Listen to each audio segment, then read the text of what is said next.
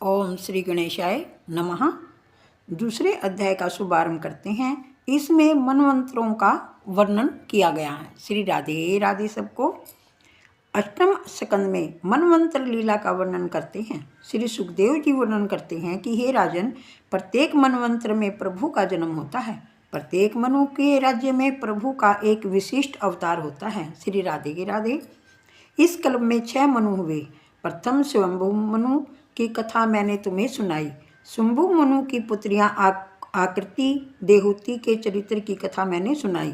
दूसरे मनवंतर में स्वयंभू मनु तपश्चर्या करने के लिए वन में गए। वहाँ श्री यज्ञ भगवान ने राक्षसों से उनकी रक्षा की। उन्होंने कहा, ये सारा जगत और जगत में रहने वाले सब चर अचर प्राणी परमात्मा में ओतप्रोत हैं। अतः संसार के किसी भी पदार्थ से मोह न रखना। इनका त्याग करके जीवन निर्वाह करने के लिए जितना जरूरी हो उतना ही उपभोग करना। तृष्णा का सर्वथा त्याग करना चाहिए। इस जगत की संपत्ति किसकी है और कब किसकी हुई है। अतः हे मनुष्य, त्याग करके तुम इसका उपभोग करो, अर्थात सर्वस्व ईश्वर को अर्पण करो और अनासक्त रहकर तुम उपभोग करो। दूसरों के धन को प्राप्त करने की असप्राह मत रखो। श्री राधे राधे। ये सारा जगत ईश्वर से व्याप्त है, अर्थात प्रभु सर्वव्यापक हैं।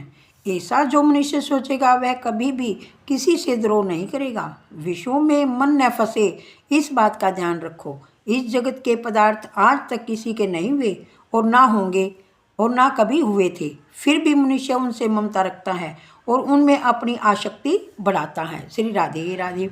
ऊपर बतलाया हुआ अद्वितीयवाद सुंदर है।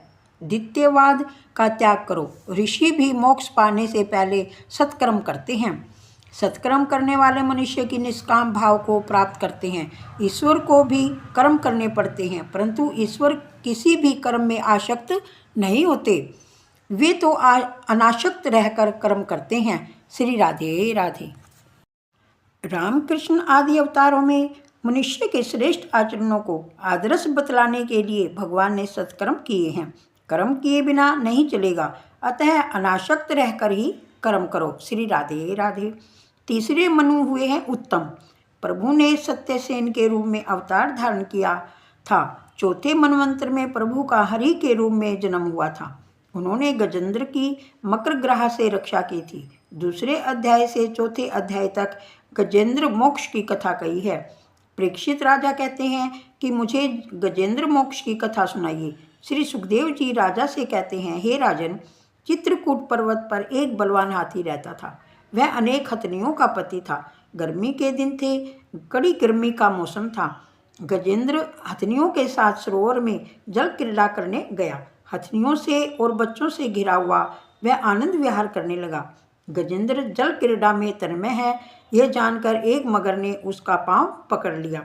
उसके पंजे में से छूटने के लिए हाथी ने बहुत प्रयत्न किए, किंतु हाथी स्थलचर और मगर जलचर है, अतः हाथी जल में दुर्बल बन गया, मगर हाथी को छोड़ता नहीं है। गजेंद्र मोक्ष की यह कथा प्रत्येक घर में होती है। संसार ही सरोवर है, जीव ही गजेंद्र है और काल मगर है। श्री राधे राधे। संसार के विषयों में आसक्त हुए जीव को काल का भी भान नहीं रहता। जीव मात्र गजेंद्र है। हाथी की बुद्धि स्थूल है। यदि ब्रह्मचर्य का भंग होगा तो बुद्धि जड़ होगी। हाथी अति कामी है। सिंह साल में एक ही बार ब्रह्मचर्य का भंग करता है, इसलिए उसका बल कम होने पर भी वह हाथी को मार सकता है। काम क्रीड़ा करने वाले की बुद्धि जड़ होती है। श्री राधे राधे। ये जीवात्मा गजेंद्र चित्राकूटाचल पर्वत पर रहता है। चित्राकूटाचल शरीर है। चित्राकूटाचल का दूसरा अर्थ है काम, क्रोध, लोभ, मोह। यह संसार सरोवर है। संसार में जीव काम क्रीड़ा करता है। संसार सरोवर में जीव आत्मा स्त्री और बालकों के साथ क्रीड़ा करता है। जिस जिस संसार में जीव खेलता है उसी संसार में ही उसका काल नियत किया गया है। संसार में जो काम सुख का उपभोग करता है उसे काल पकड़ता है। जिसको काम मारता है उसे काल भी मारता है। मनुष्य कहता है कि मैं काम सुख भोग का भोग करता हूँ, यह बात झूठी है। काम मनुष्य का उपभोग करके उसे क्षीण करता है। भोगा न भुगता वयमेव भुगता। इंद्रियों को जब भक्ति रस मिलता है तब वे शांत होती हैं। श्री राधे राधे। दूसरा अध्याय संपूर्ण हुआ। श्री कृष्ण गोविंद हरे मुरारे, हे नाथ नारायण वासुदेवा। श्री कृष्ण गोविंद हरे मुरारे, हे नाथ नारायण वासुदेवा। श्री कृष्ण गोविंद हरे मुरारे, हे नाथ नारायण वासुदेवा।